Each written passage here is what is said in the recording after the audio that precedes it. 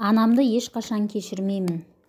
Өз өмірімнен шырт сетсем деп қолыма қалам алдым. Әрине қалың оқырманнан ақыл сұрайын деп отырған жоқпын. Керісінше сезімге алданған, ойнап жүріп от басқан қыз-келіншектерге ақыл айтпақшымын. Жігіттің, күйеудің жүкті етіп тастап кеткені де, тастанды баланың өмірі де бірдей деуге болатын шығар. Егер бала болашағыма бөгет болады деп ойласаңыздар, дұрысы оны өмірге әкелмей-ақ қойыңыздаршы. Өтініш. Қазір дамыған заман ғой, жекеменшік медклиника көп, жүктіліктің ерте мерзімде үзуге болатын әдіс те жетерлік. Кез келген әйел бақытты болғысы келетіні сияқты, әр бала толыққанды отбасында мейір-махаббатқа шомылып өскісі келеді. Баланы қорғансыз етіп балалар үйіне тастап тірі жетім еткенше, өмірге әкелмей шарана кезінде көзін құрта салған жөн. Бұлай дейтін себебім, басынан өткердім қорғансыздың күнін. Тірі жетіммін, қазір жасым 25-те. Басымнан өткізген қиындықтарды тәптіштеп жазсам ғана жаға ұстайсыз. Жасөспірім шақта қыз ғұмырымның аяқталғанын естуге көп адамның дәті шыдамайды. Жан түршігерлік аянышты өмірімді оқыған жүкті қыз-келіншектер ойланар, баласын тастанды ету ойын өзгертер деп осы басылымға хат жазғанды жөн көрдім. Бірақ көп ойланып қысқа ғана етіп баяндаймын деп шештім. Нағашы әжемнен естуімше, анам бір жігітке ессіз ғашық болған, 3 жыл сезім жарастырып жүрген. Бірақ жігіттің бақуатты ата-анасы анамды менсінбепті. Анығырақ айтқанда ұлына тең көрмеген. Әкем ата-анасының сөзінен аттап кете алмаған. Сөйтіп шешесі тауып берген қызға үйленген. Сонда анам ол жігітпен байланысын тоқтатпаған. Екіқабат болғанда бұл туралы жігітіне айтқан. Ал отбасылы жігіт, яғни әкем басын алып қашыпты. Тіпті менікі емес шығар деп мойындамаған. Анам бастапқыда өзім өсірем деп ойласа керек. 6 айлық болғанынша аборт туралы сөз айтпаған. Кейін әжеме мен бұны асырай алмаймын, тұрмысқа шығуыма кедергі болады деп күнде айта берген екен. Әжем аурушаң болған. Әрине жүктіліктің 6 айлығында ешкім аборт жасамайды. Амал жоқ, мен өмірге келген. Анам мен әжем мені 2 жасқа дейін өсірген. Сосын әжем қатты ауырып ауруханаға түседі. Осы аралықта анам мені қаладағы балалар үйінің алдына тастап кеткен екен. Бұрыннан ойында жүрген жоспары ма, әлде маған қарайтын адамы болмады ма білмеймін. Әжем ауруханадан шыққан соң қызынан менің балалар үйінде екенімді естіп инфаркт боп құлаған. Содан денесінің бір жағы жансызданып, тіпті сөйлей алмай қалған екен. Таяққа сүйеніп бірнеше қадам әрең жүреді. Сөзіне ешкім түсінбейді. Осылай өз проблемасымен күрескен әжемнің мені іздеуге шамасы келмеген. Ал мен бұл уақытта балалар үйінде тәрбиеленіп жатқанмын. Үлкендеу балалар төмпештеп кетеді, нанымды, күлшемді тартып алады. Ал жыласам қатал тәрбиеші ұратын. Ол мені ғана емес, жылаған баланы, барлық баланы жазалайды. Ұрғаннан бөлек қараңғы қоймаға қамап қояды. Мені талай рет қараңғы әрі суық қоймаға қамаған. Сол қорқыныш ойымда қалып кеткен. Әлі күнге дейін қараңғыдан қорқам. Кейде қарным тоймайды, кейде анамды сағынып жылайтынмын. Жылап жүріп 7 жасқа толдым. 7 жасымда егделеу бір ерлі зайыпты мені асырап алды. Басқа қаланың адамдары. Олардың жоғары сыныпта оқитын бір ұлы ғана бар екен. Бір баладан соң әйел жүкті бола алмапты. Ұзақ жыл емделген, әулие аралаған, нәтиже болмапты. Қызым болса деп армандаған, ол 45 жасында мені таңдап әкетті. Асырап алған Айна әпкем, ол мама деп атай алмасаң әпке деп ата деген. Қасынан тастамай жүретін. Шашын қидырса менің де шашымды дәл өзінікідей формада сәндететін. Қызыл көйлек алса маған да әдемі қызыл түсті киім сатып әперетін. Айнаның күйеуі жұмыс басты кісі болды. Көбіне іс сапарда жүретін. Мені қызым деп атағанымен салқындау еді. Құшақтамайтын, шашымнан сипамайтын, тіпті қасыма жуымайтын. Айна әпкем де солай, қысқа сөйлейтін, үнемі қабағын түйіп жүретін адам. Ол үйде бір ғана адам мені жақтырмайтын. Иә, ол ағам, Ерген. Мүмкін ол ата-анасын менен қызғанған шығар. Оның үстіне 10-шы сыныпта оқитын жігіт мені асырап алғанын, бөтен екенімді жақсы біледі. Қарындасындай қабылдай алмаған да болар. Уақыт өтіп жатты. Бірде қуансам, бірде мұңайдым. Айна әпкемен күйеуі де бірде тату-тәтті болса, келесі күні ұрысып жататын.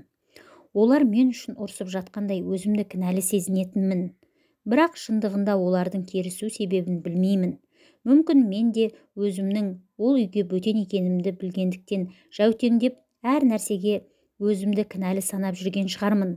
Ешкімнің басына салмасын, бөтен біреудің үйіне сыйысу тек келіннің қолынан ғана келетін шығар, ал кішкентай қызға өте қиын.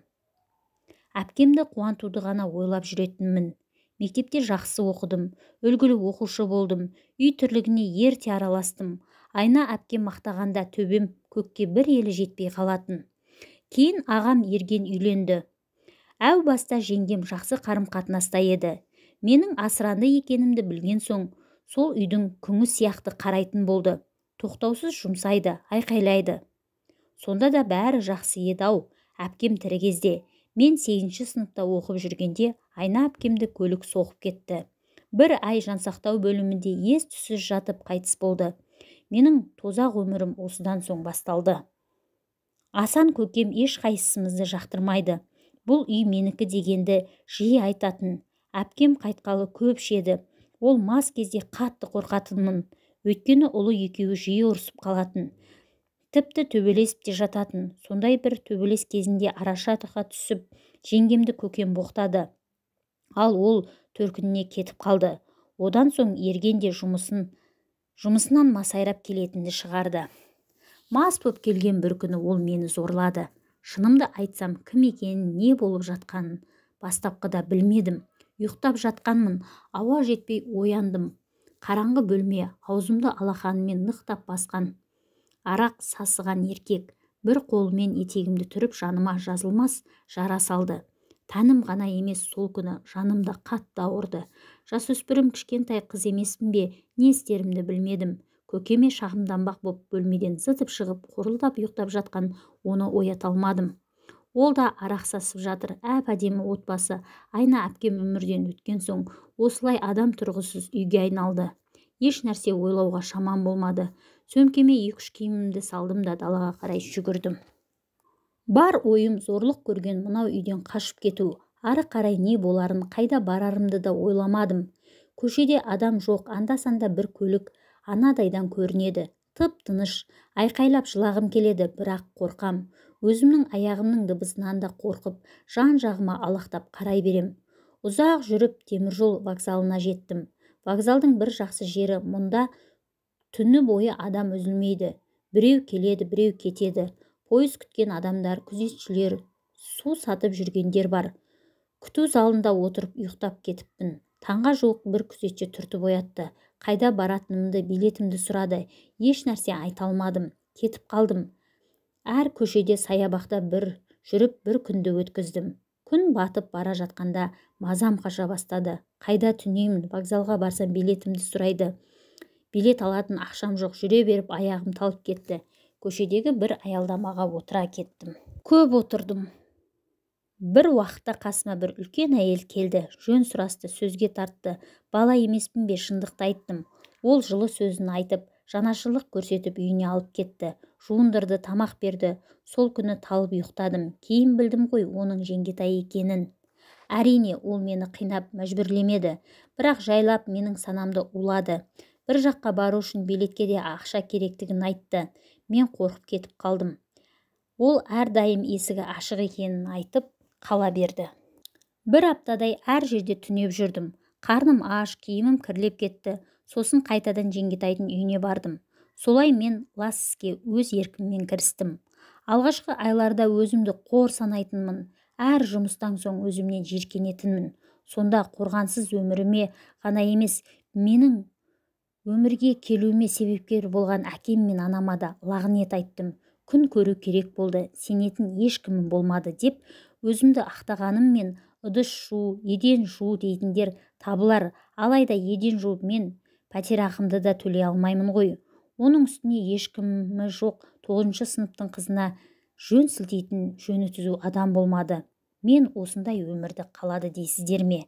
Әлде тәнді саудалау оп-оңай деп ойлайсыздар ма? Қорғаным, тұрағым, ақылшым болмағандықтан мен амалсыздан осындай жолға түстім. Кейін жасым 24-ке толғанда туған анамды іздедім. Сағынғаннан емес, көзіне тіке қарап, мені неге тастап кеткенін, неліктен өмірге әкелгенін сұрағым келген. Бірақ нағашы әжемді тапқаныммен анаммен кездесе алмадым. Ол Турцияға жұмыс істеуге кетіпті. Әжем видео қоңыраумен сөйлес дейді. Бірақ анамның түрін де көргім келмейді. Оның менен кешірім сұрағаны, аяғыма жығылғаны, ақталғаны да керек емес. Өйткені бүлінген өмірімді ол енді түзей алмайды. Сондай ақ мен анамды ешқашан кешірмеймін.